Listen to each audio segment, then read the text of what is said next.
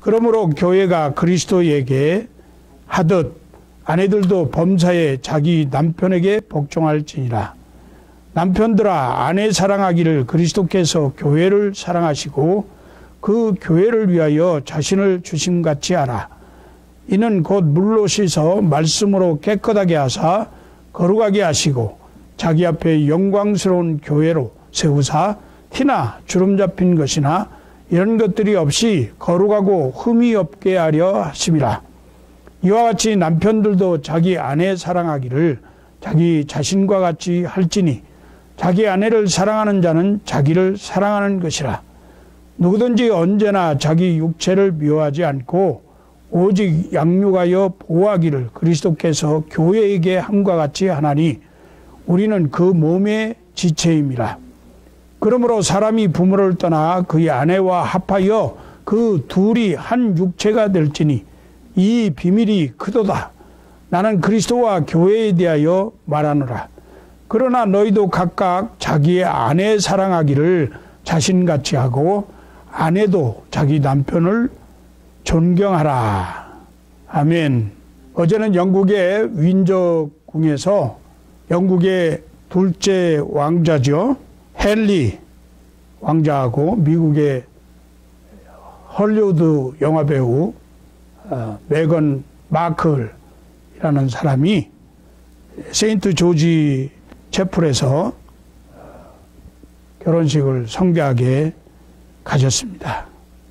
소위 세기의 결혼식이다 해서 여러 가지 화제를 불러일으키고 그리고 영국 왕실의 전통과 그리고 규례를 깨는 파격적인 결혼식으로서 세계의 20억 TV 시청자들이 관심을 가지고 지켜보고 또 영국의 시민들이 10만 군중이나 윈저궁 주변에 모여서 그 결혼식을 축하하고 영국 돈으로 약 10억 파운드, 한국 돈으로 1조 5천억 원이라고 하는 엄청난 경제 부양 효과를 가져오게 될 것이다. 이렇게 언론들이 보도하고 있습니다. 사랑하는 여러분, 비록 영국 왕실의 결혼식뿐만 아니라 한국의 드라마 태양의 후예에 나왔던 송송 커플이라고 하죠.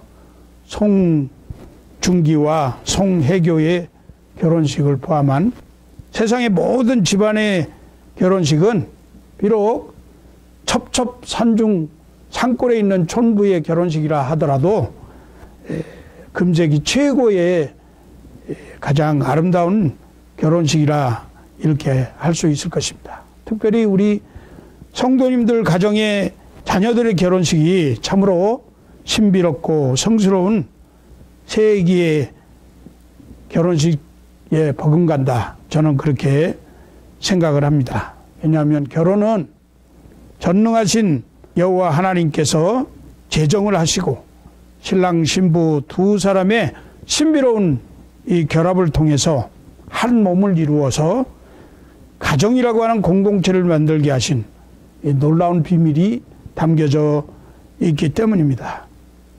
저도 추억해보면 39년 전에 우리 부부의 모교회에 있는 서대문 장로교회 당에서 있었던 우리 두 사람의 결혼식도 참으로 성스럽고 웅장하고 또 아름다운 결혼 예식이었습니다. 당시로서는 참으로 파격적이라고 할 수 있는 그 하얀 모자로 만들어진 면사포를 쓰고 웨딩드레스를 입은 제 아내의 그 아름답고 청순하고 젊고 싱싱했던 그 모습이 지금도 잊을 수가 없습니다. 많은 어르신들 그리고 성도님들 또 선후배 동료들의 그 축하객들의 축하와 오늘까지 이어지는 계속적인 기도의 후원 가운데에서 그 아름다운 결혼을 출발로 시작해서 이 세상의 많은 그 풍파 속에서도 가정을 지키면서 자녀들을 낳고 주의 교훈과 훈계로 양육하고 성장시켜서 이 시간에도 참 주님의 은혜로 우리 부부가 여전히 함께 살고 늙어가는 회로 가운데에서 그리스도 안에서 대를 이어서 믿음의 명가를 세워나가게 됨을 하나님 아버지께 영광을 돌려드리고 배후에서 기도로 후원해 주신 모든 성도님들께 감사를 드리지 않을 수가 없는 것입니다. 일반적인 그 결혼에 대한 인식은 젊은 남녀 두 사람이 서로 사랑하기 때문에 사랑이 결혼의 이유고 화목한 가정을 이루는 것이 중요한 목적이다, 이렇게들 생각합니다. 그래서 결혼 때에 대부분의 주례자들은 서로 화목할 것을 주문하고 서로 사랑하라고 요구합니다. 결혼이라는 것이 과연 서로 간에 사랑이 이유가 되고 화목의 결과로 얻어지기 위한 제도인지 본문 말씀을 통해서 살펴보고 부부관계와 남편과 아내의 서로를 향한 태도, 그리스도인으로서의 사명을 깨닫는 은혜의 시간이 되기를 바랍니다. 창세기 2장 18절 말씀에 보면 여호와 하나님이 이르시되 사람이 혼자 사는 것이 좋지 아니하니 내가 그를 위하여 돕는 배필을 지으리라 하시니라, 이렇게 기록되어 있습니다. 우리는 사람이 혼자 사는 것이 좋지 못하니라는 말씀을 외롭거나 쓸쓸하다는 의미로 추측을 해서 하나님께서 아담 혼자 사는 것을 불쌍히 여기셨다, 그렇게 생각하고 있습니다. 그러나 좋지 못하니라는 말은 아담의 입장에서 표현이 아니라는 사실을 우리는 주목해야 합니다. 하나님께서는 천지를 창조하시면서 계속해서 좋았다라고 말씀하셨는데 아담을 창조하신 후에는 좋지 못하였다고 말씀합니다. 좋다의 그 원어인 토부라고 하는 말은 하나님 편에서의 좋은 것을 말하고 있습니다. 하나님의 마음과 뜻에 합당한 것이 좋은 것입니다. 즉 모든 것이 하나님의 뜻대로 되었을 때 좋은 것이며 그렇지 못할 때에는 하나님의 편에서 좋지 않고 무엇인가 만족스럽지 못하다는 것을 의미하는 것입니다. 따라서 결혼이라고 하는 것은 하나님이 보시기에 좋으신 것이며 하나님이 의도하신 어떤 뜻을 성취하기 위한 제도라는 것을 알 수 있습니다. 결혼은 결혼 당사자의 행복이나 화목이나 즐거움이나 기쁨을 추구하는 것이 1차적 의도가 있다고 생각할 수 있지만 그렇지 않고 부부의 결혼을 통해서 이루시려는 하나님의 계획과 목적을 위한 것이 바로 1차적인 결혼의 의도라고 하는 사실입니다. 창세기 2장 18절을 자세히 살펴보면 하나님께서는 아담 혼자서는 하나님이 원하시는 일을 성취할 수 없었기 때문에 돕는 배필을 지으시기로 작정을 하셨습니다. 돕는 배필이라고 하는 것은 아담과 짝을 이루어서 함께 하나님의 뜻과 인류 구원의 목적을 성취하는 조력자를 말하는 것이라 할 수 있습니다. 돕는 배필은 어떤 목적을 향해서 함께 이루어가는 사람입니다. 이런 의미에서 결혼의 목적은 부부의 하나됨을 통해서 하나님의 뜻을 이루는 것이며 하나님의 이름을 선포하고 영광을 드러내기 위한 것임을 깨닫게 합니다. 에베소서 5장 22절 본문 말씀에 아내들이여 자기 남편에게 복종하기를 죽게 하듯 하라 하셨는데 바울은 하나님께서 만드신 결혼이라는 제도가 어떤 모습이어야 하며 그 제도 안에 있는 사람들이 어떠한 자세로 살아야 하는지를 말씀하고 있는데 에베소서 5장 21절의 그리스도를 경외함으로 피차 복종하라라는 말씀의 연장선에서 아내가 남편에게 복종하라고 권고하고 있는 것입니다. 피차라고 하는 것은 부부가 서로 간에라는 뜻으로 모든 부부들은 서로 간에 상호 존중하며 서로에게 복종해야 한다는 것입니다. 반면에 결혼의 역기능에 대해서 창세기 3장 16절 하반절에서는 이렇게 말씀합니다. 창세기 3장 16절 너는 남편을 원하고 남편은 너를 다스릴 것이니라 하시고, 이것은 아담과 하와가 뱀의 유혹을 받아서 타락한 이후에 하나님께서 하와에게 저주하시면서 주신 말씀입니다. 이 말씀을 새번역과 공동번역에서 이렇게 번역을 해 놓았습니다. 네가 남편을 지배하려고 해도 남편이 너를 다스릴 것이다. 남편을 마음대로 주무르고 서겠지만 도리어 남편의 손아귀에 들 것이다. 이렇게 번역을 한 이유는 아내가 남편을 원한다는 말이 사랑해서 순종하며 따른다는 의미가 아니라 잡으려고 손을 뻗쳐서 남편을 지배하려는 의도가 담겨 있다는 것입니다. 아담의 범죄로 말미암아 아내의 욕망은 남편을 지배하며 마음대로 주무르고 싶어 한다는 것이고, 남편도 이에 만만한 존재가 아니기 때문에 가정 내에서 누가 주도권을 잡느냐의 싸움이 시작되고 결국 부부 생활의 파탄으로 이어져서 가정을 세우신 하나님의 목적을 이루지 못하게 막는 사탄의 전략에 빠져들게 될 것이라는 것입니다. 그래서 남편을 마음대로 주무르고 싶겠지만이라고 표현을 한 것입니다. 사실 남자들은 인정받는 것에 목숨을 겁니다. 남자는 인정받을 때 비로소 행복감을 느낍니다. 그래서 하나님께서는 남자들의 이런 심리를 아시고 아내에게 남편을 인정하는 방법으로 복종하라고 명하시고 계시는 거예요. 아내가 남편의 말에 복종해 줄 때 남편은 자신이 아내에게 인정받고 있다고 여기므로 남편은 행복감을 느낍니다. 특히 남자들은 아내가 아무리 잘해주어도 자신이 하는 일에 성취감을 느끼지 못하면 행복해하지 않습니다. 여기서 아내가 남편에게 복종한다는 것은 남편이 아내보다 우월하고 더 훌륭하기 때문이 아닙니다.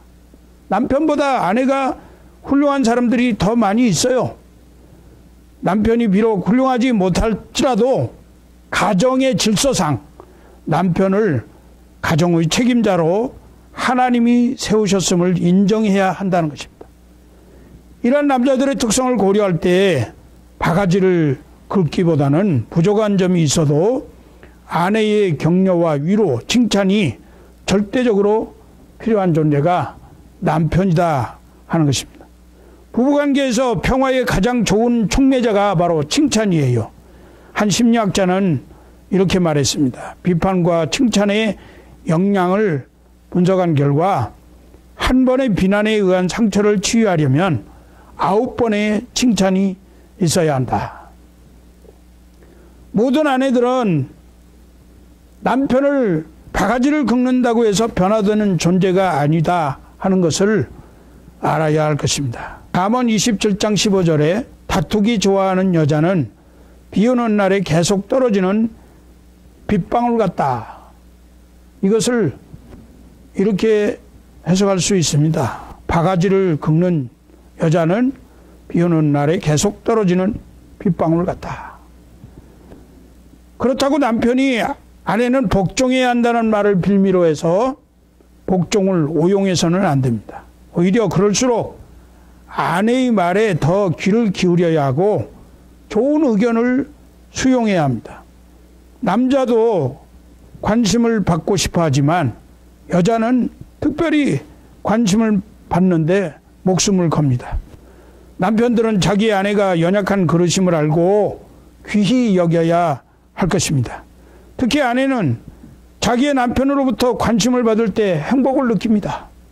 작은 것 하나에도 이것이 좋다, 저것이 멋지다, 그것이 아름답다, 이렇게 아내의 행동과 변화에 대해서 남편이 사랑스러운 말과 행동으로 관심을 보여줄 때 아내는 행복을 느낍니다. 아내는 남편의 관심을 받고 있을 때 사랑을 느끼고 그로 인해서 진정한 행복감을 느끼게 된다는 말씀이에요.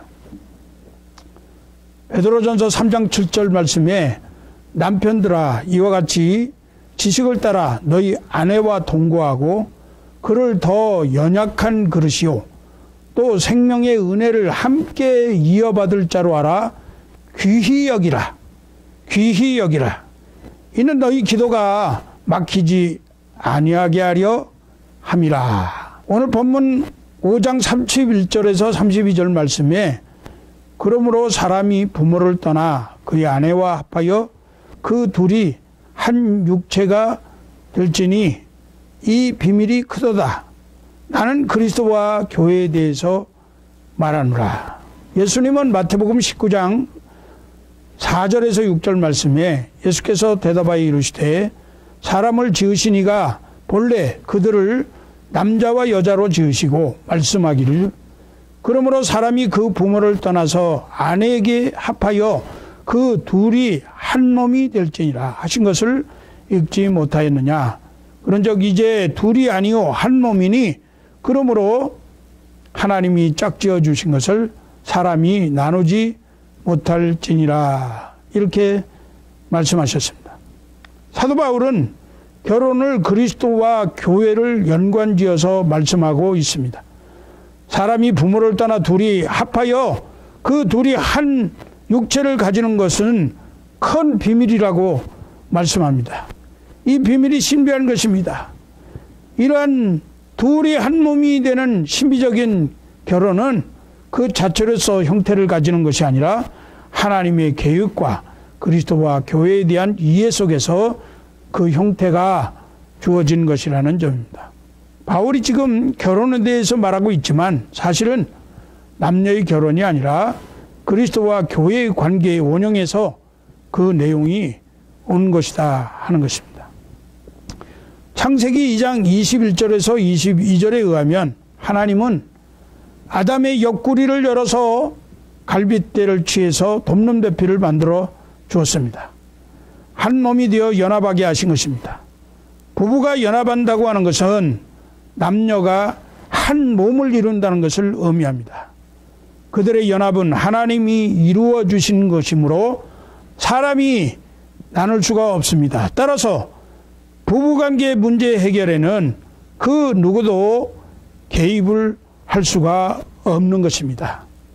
시어머니를 포함해서 시댁 식구들이 또 장모님을 포함해서 친정 식구들이 절친한 친구들이 부부관계의 문제에 개입을 해서는 안 됩니다.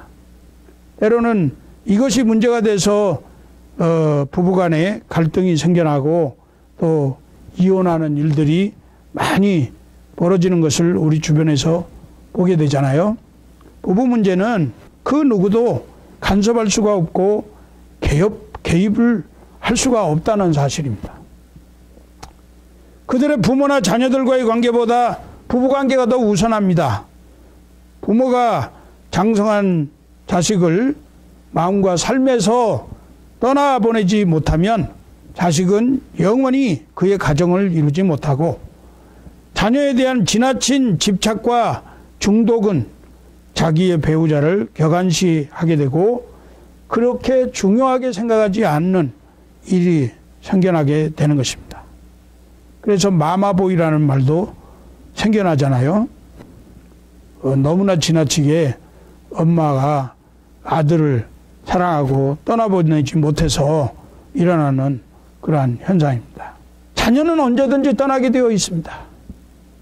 부모와 자녀 관계보다 더 중요한 것이 부부관계라고 하는 사실을 우리는 기억해야 합니다. 바울은 남녀 사이의 일반적인 육체적 욕구를 알았고 그로 인해서 결혼의 필요도 설명하였습니다. 남녀의 성관계는 정신적, 영적, 육체적으로 한 몸을 이루는 신비의 예전인 것을 알아야 합니다. 부부가 함께 있을 때에 서로로 인하여 외로움을 해소할 수 있는 부부가 건강한 부부관계입니다. 그 외로움을 다른 곳에서 채우려고 해서는 안 되는 것이죠. 때문에 부부가 너무 오랜 시간 떨어져 지내도 안 되고 부부 이외에 제3자가 한 가정생활에 개입하는 순간 부부간의 순결을 지키지 못하는 결과를 가져옵니다. 이러한 기회에 부부의 연약한 육체적 정욕을 이용해서 마귀가 틈을 타기 때문입니다. 그래서 창기와 몸을 합해도 그 사람은 창기와 한 몸을 만들었다고 보는 것이 바울의 신념입니다. 이것은 남자들에게만 해당되는 것이 아니라 여자들에게도 해당되는 거죠. 고린도전서 7장 1절에서 5절 말씀에 너희가 쓴 문제에 대하여 말하면 남자가 여자를 가까이 아니함이 좋으나 음행을 피하기 위하여 남자마다 자기 아내를 두고 여자마다 자기 남편을 두라. 남편은 그 아내에 대한 의무를 다하고 아내도 그 남편에게 그렇게 할지라. 아내는 자기 몸을 주장하지 못하고 오직 그 남편이 하며 남편도 그와 같이 자기 몸을 주장하지 못하고 오직 그 아내가 하나니 서로 분방하지 말라. 다만 기도할 틈을 얻기 위하여 합의상 얼마 동안은 하되 다시 합하라. 이는 너희가 절제 못함으로 말미암아 사탄이 너희를 시험하지 못하게 하려 함이라.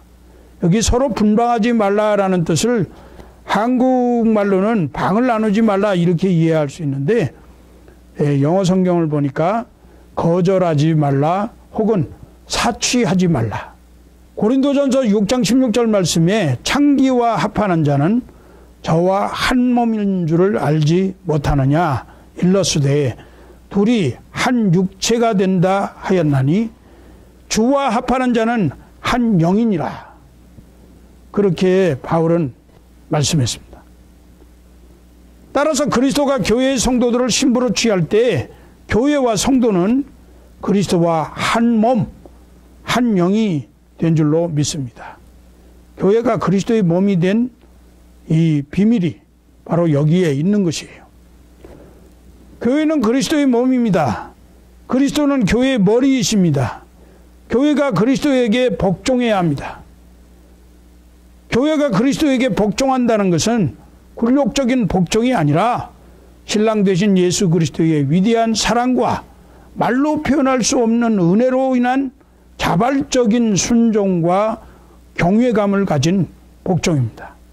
그리스도께서는 교회를 향하여 목숨을 다하는 끊임없는 애정과 사랑과 긍휼과 자비를 아낌없이 베푸시며 성도들을 보호하고 계십니다. 이것이 교회와 그리스도와의 관계입니다. 그리스도와 성도들의 공동체인 교회가 이러한 교제와 같은 관계를 맺는 이유는 하나님께 영광을 돌리기 위함이고 하나님의 거룩한 속성, 아름다운 덕을 드러내며 지극한 사랑을 표현해 나가기 위한 것입니다. 즉 교회의 목적은 예수 그리스도의 다스림과 통치 속에 이 땅에 하나님의 나라가 실현되는 일을 하는 사명을 완수하는 것에 있습니다. 예수 그리스도를 통해서 하나님과 화목의 관계를 맺으면서 하나님의 다스리심 속에서 사는 것이 바로 하나님의 나라를 이루는 것입니다.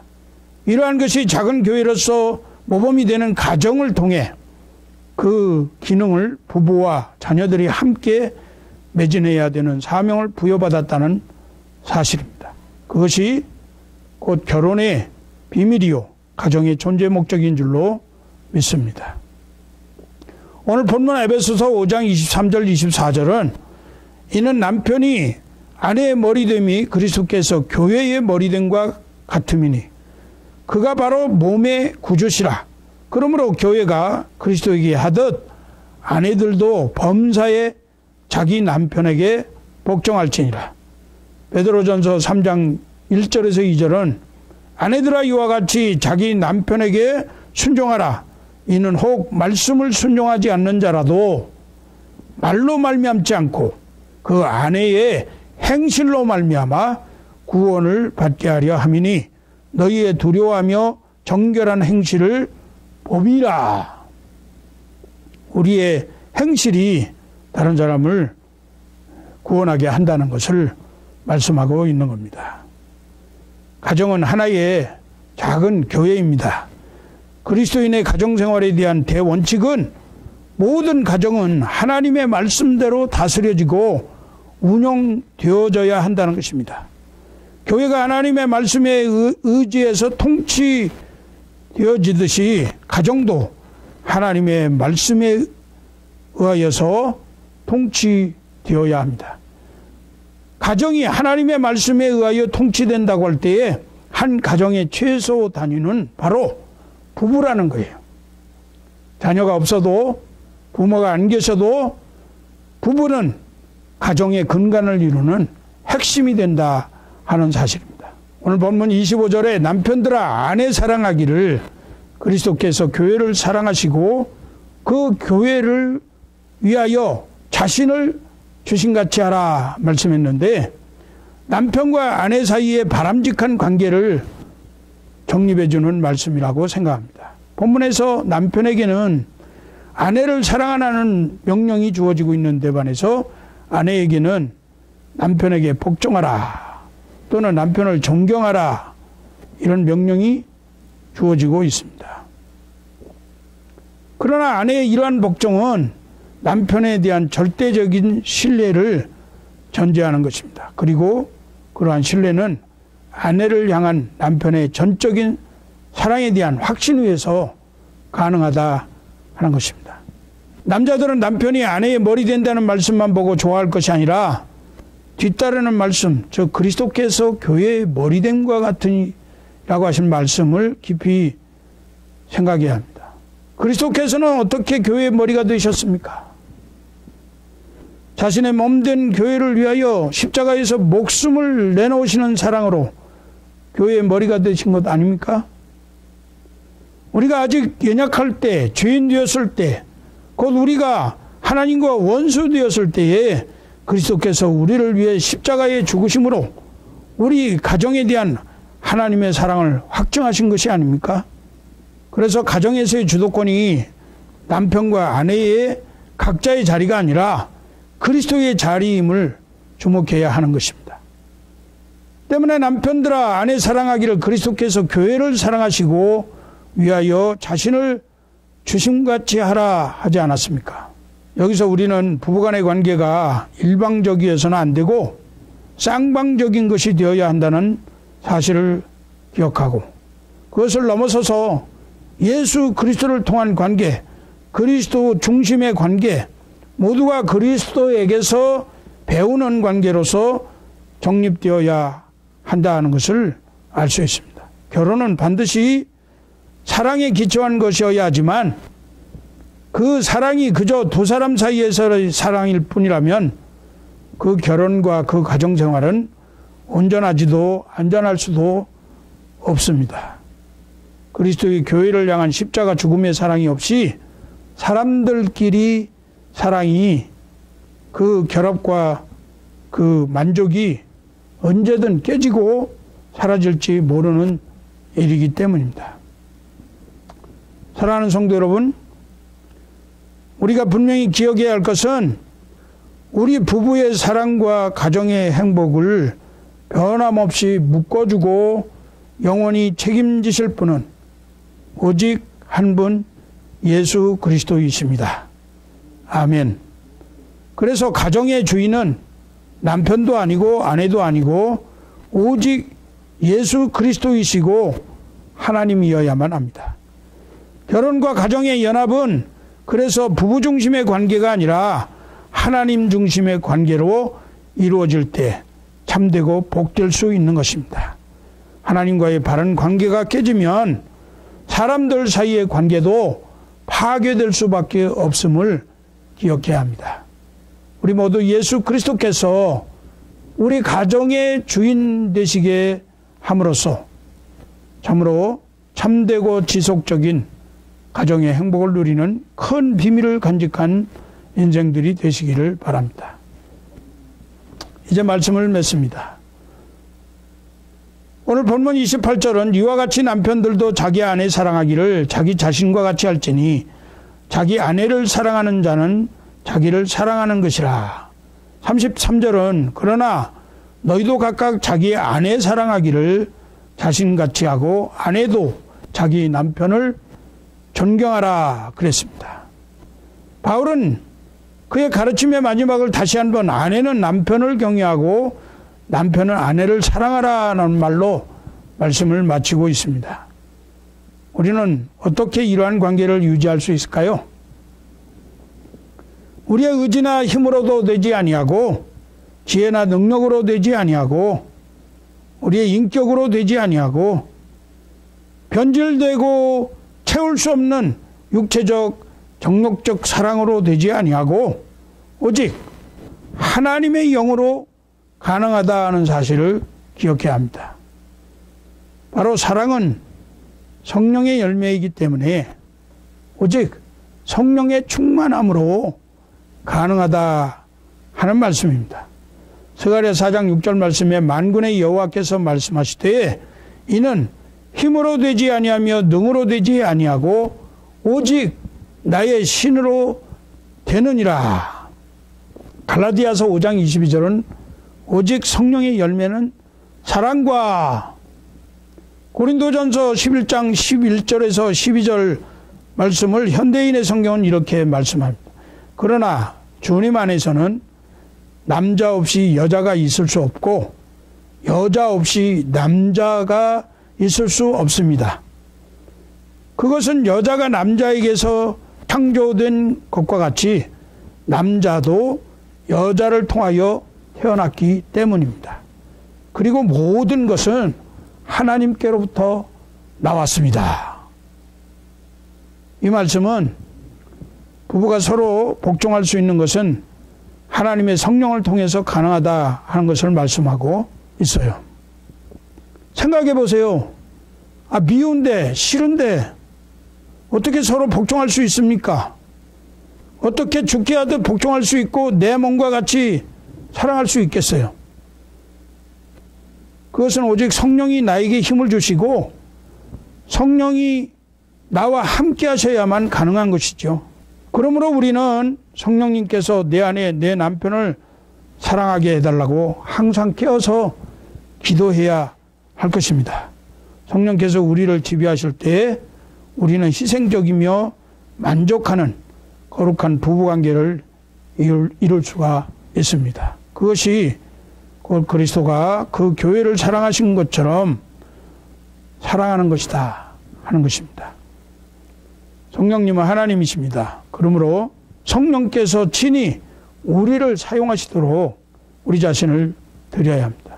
성령의 충만함으로 죄의 유혹과 그리고 방탕을 이기고 세상을 넉넉히 이겨야 합니다. 우리는 하나님 없이는 절대로 행복한 가정을 이룰 수 없다는 절실한 고백으로 성령 충만하심을 향한 깊은 목마름이 있는 주 예수 그리스도와 한 몸 이룬 부부의 큰 비밀을 간직한 인생들이 되시기를 주의 이름으로 축원합니다.